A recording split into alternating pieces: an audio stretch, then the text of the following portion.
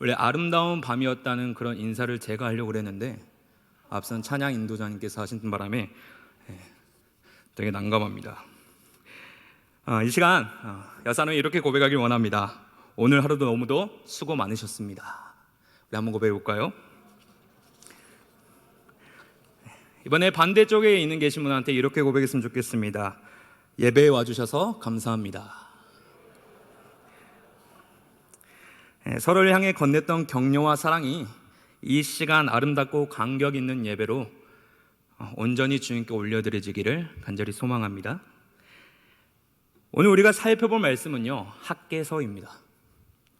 선지자들을 나누는 기준이 있다면 아마 포로 전후를 기준으로 나뉠 텐데요, 오늘 본문의 저자 학개는요, 포로기 이후의 선지자입니다. 바벨론 군대에 의해 파괴된 성전을 재건할 때 이 스가랴와 더불어 핵심적인 역할을 했던 선지자인데요, 오늘 본문을 이해하기 위해 당시 세계의 정황에 대해 잠깐 이야기한다면 절대 강국이었던 바벨론의 역사가 무너지면서 페르시아, 이 바사 제국으로 패권이 넘어가게 되는 시대였습니다. 이때 바사 왕이 우리가 잘 알고 있는 바로 고레스 왕이죠. 그리고 시대의 전환점을 맞아 자연스레 바벨론의 포로였던 유다 족속들이 바사 제국의 속국으로 넘어가게 됩니다. 그런데 놀라운 것이 하나 있다면 그런 이방 나라의 왕이었던 고레스의 마음을 하나님께서 감동시켜 주사 그의 칙령을 통해 그동안의 포로를 본국으로 송환시키라는 엄청난 포용 정책을 펼쳤다는 것이죠. 에스라 1장 1절에 이렇게 나와 있습니다. 바사왕 고레스 원년에 여호와께서 에레미야의 입을 통하여 하신 말씀을 이루게 하시려고 바사왕 고레스 마음을 감동시키심에 그가 온 나라에 공포도 하고 저소도 내려 이르되. 그뿐만이 아닙니다. 이은 2절을 보게 되면 유다 백성에게는 귀한의 은혜를 넘어 무너진 성벽을 다시 건축할 것을 고레스로부터 명령을 받게 됩니다. 2절 말씀입니다. 바사왕 고레스는 말하노니 하늘의 하나님 여호와께서 세상 모든 나라를 내게 주셨고 나에게 명령하사 유다 예루살렘의 성전을 건축하라 하셨나니. 그러한 기쁨과 부푼 기대감을 안고 이 유다 귀한 공동체들이 본국 이스라엘로 돌아가게 됩니다. 하지만 그들이 도착했을 때에는 마음과는 달리 이 성전 재건이라는 사실이 결코 순탄한 과정만은 아니었죠. 일단 시작은 했지만 과거의 찬란한 성전의 디테일과는 비교할 수 없게 변해버린 이 초라한 성전지대의 모습을 바라봐야 했으며, 더불어 외부적인 핍박과 간섭으로 인해 그들의 성전 건축은 서서히 소강 상태에 접어들면서 중단이 되었다는 것이죠. 그러면서 자연스레 하나님의 성전 건축보다는 자신의 집과 그 안에 채울 것들을 우선순위로 두면서 그렇게 약 15년이라는 긴 세월이 지나게 됩니다. 이런 상황에서 오늘 여호와의 말씀이 학개 선지자에게 임하게 되는데요, 우리가 오늘 본문으로 삼고 있는 이 2장 11절부터 19절에 해당하는 말씀은 학개에게 임한 이 4번의 신탁 내용 중 3번째 임한 하나님의 말씀입니다. 이 내용 안에서 우리는 하나님께서 학개의 입을 통해 이 제사장들에게 말씀하시는 내용을 볼 수 있는데요, 제사장들에 대해 우리는 이 레위기를 통해 익히 잘 알고 있습니다. 레위기 10장 10절에서 확인할 수 있듯이 거룩한 것, 그리고 속된 것, 부정한 것과 정결한 것을 구분하여 하나님께 드리는 것이 그들의 중요한 직무라고 할 수 있습니다. 그렇기에 율법에 대해 누구보다도 익숙하고 제사에 대해 누구보다도 훈련된 자들이었습니다. 그런 제사장들에게 오늘 하나님께서 학개의 입을 빌려 2가지를 질문하고 계신다는 것이죠. 첫 번째입니다. 우리 함께 12절 말씀 함께 읽도록 하겠습니다. 시작. 사람이 옷자락에 거룩한 고기를 쌌는데 그 옷자락이 만일 떡에나 국에나 포도주에나 기름에나 다른 음식물에 닿았으면 그것이 성물이 되겠느냐 하라. 학개가 물음에 제사장들이 대답하여 이르되 아니니라 하는지라. 거룩한 고기를 싼 옷자락이 이 다른 떡이나 국이나 포도주에 닿았다면 그것들이 닿았다고 얘기해서 거룩하게 변하겠느냐라고 하는 것이죠. 쉽게 말해서 내가 가지고 있는 이 고기를 싼 이 옷자락이 있는데 그것이 여기에도 묻고 저기에도 묻었다고 해서 닿은 그것들이 거룩하게 되겠냐는 것입니다. 이에 제사장의 대답은 아니다라고 이야기하고 있는 것이죠. 어떤 거룩한 것에 내가 접촉했다고 해서 거룩해진다는 것은 아니다라는 것입니다. 이어서 두 번째 질문을 건넵니다. 우리 함께 13절의 말씀입니다.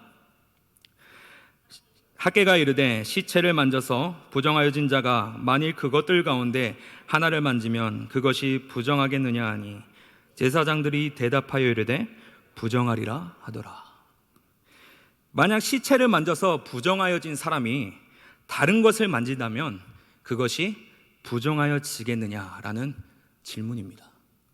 이에 제사장들의 대답은 그렇다입니다. 결론부터 말하면 거룩한 것과 접촉했다고 나는 거룩해지지 않지만 부정한 것과 접촉한 나는 부정해진다는 사실입니다. 제사장은 분별하는 사람, 즉 거룩한 것과 속된 것을 구별하는 자들이기에 이런 질문에 대한 그들의 대답은 결코 틀린 대답은 아닙니다. 그렇다면 우리는 생각해 봐야 됩니다. 이 질문에 대한 해답보다는 질문하신 하나님의 의도에 대해서요. 우리 14절의 말씀 함께 읽도록 하겠습니다. 이에 학개가 대답하여 이르되 여호와의 말씀에 내 앞에서 이 백성이 그러하고 이 나라가 그러하고 그들의 손의 모든 일도 그러하고 그들이 거기에서 드리는 것도 부정하니라. 하나님을 향한 예배가 거룩하다고는 하는데 다른 이면의 마음에는 자신의 실속과 이익을 먼저 살피면서 삶으로는 전혀 거룩함이 드러나지 않는 그런 부정한 마음으로 드리는 예배가 어떠한 예배가 되겠느냐라고 물어보신다는 것이죠. 그들의 예배에 대한 하나님의 판단은 부정하다입니다. 분명 그들도 하나님께 드리는 거룩한 제사의 양식대로 율법에 의하여 예물을 준비했으며 제분을 준비했으며 모든 것을 갖춘 채로 예배를 드렸을 것입니다. 하지만 하나님의 진단은 너희들이 예배를 향한 그리고 성전을 향한 너희들의 진짜 마음이 정결하다고 말할 수 있겠느냐라고 말씀하고 있다는 것이죠. 이와 같은 문제는 오늘 본문에서만 드러나는 것이 아닙니다. 이사야 1장 11절 12절에서는 이렇게 기록하고 있습니다. 여호와께서 말씀하시되 너희의 무수한 재물이 내게 무엇이 유익하뇨? 나는 순양의 번제와 살진 짐승의 기름에 배불렀고 나는 수송아지나 어린 양이나 순념소의 피를 기뻐하지 아니하노라. 너희가 내 앞에 보이러 오니 이것을 누가 너희에게 요구하였느냐? 내 마당만 밟을 뿐이니라. 아니 하나님, 그렇다면 처음부터 왜 말씀해 주시지 않으셨습니까?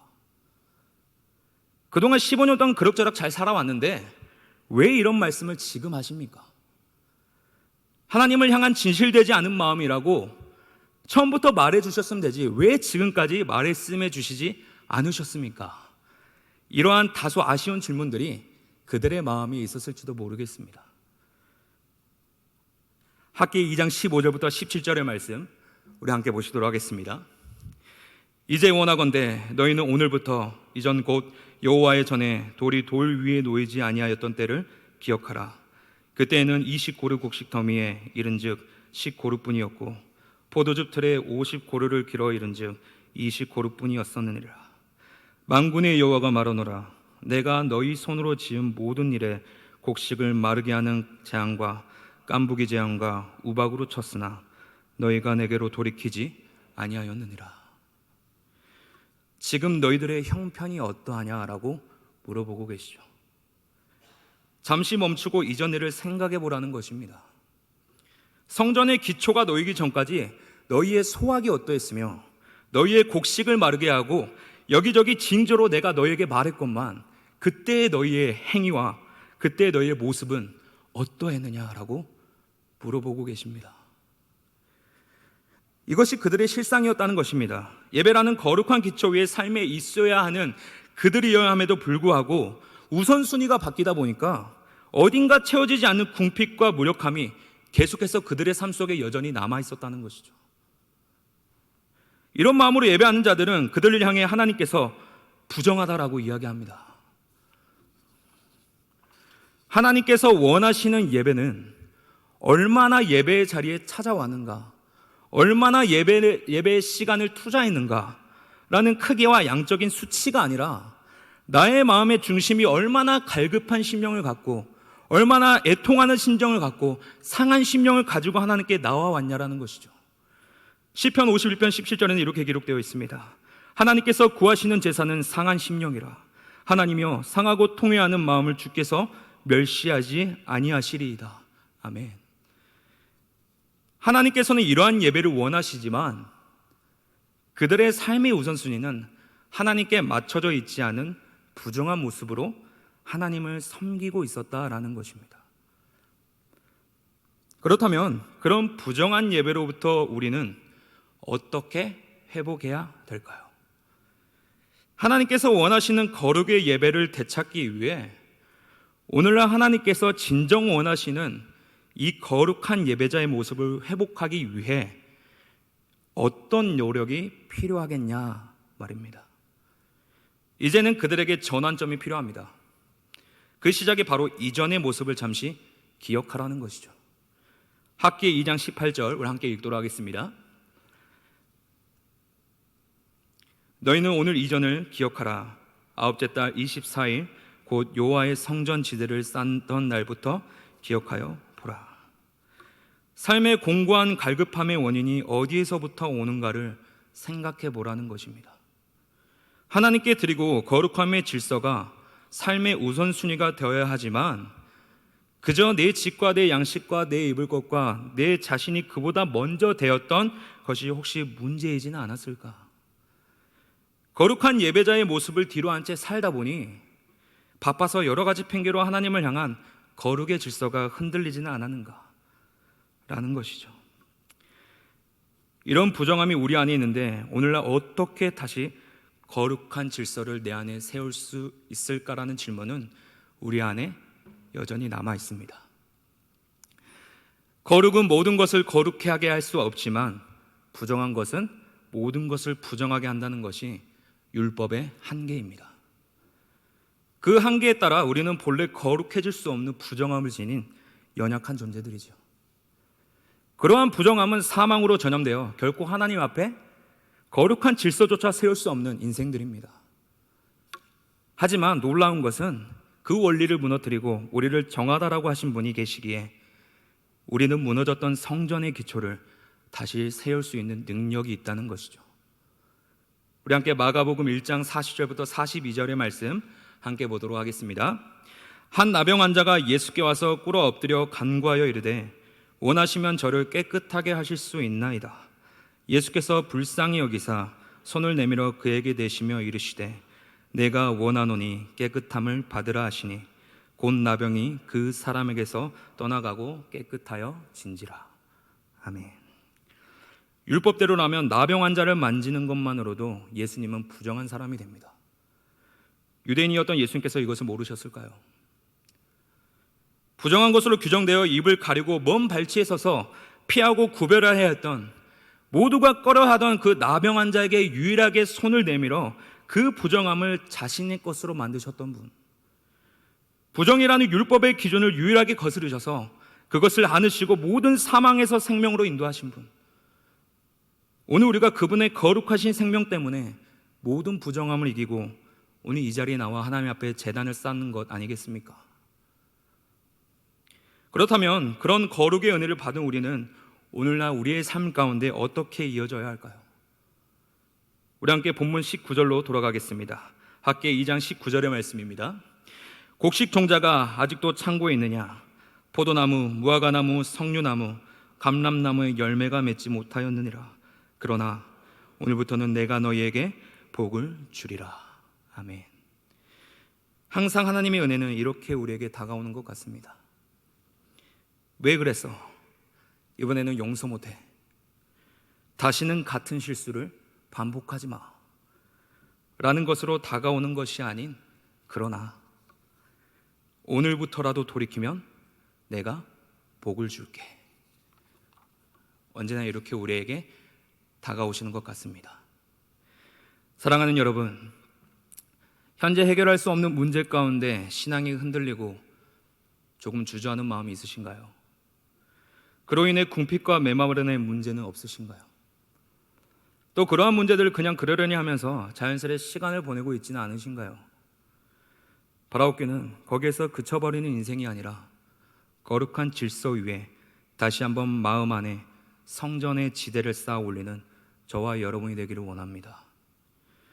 우리의 부정함으로 인해 신앙이 무뎌지고 무너지고 있다라면 다시 돌이켜 거룩하다, 정하다 부르시는 그 주님의 말씀을 기억하여 다시 한번 마음의 중심에 하나님이 보시기에 합당한 예배자라는 거룩한 터가 세워지기를 원합니다.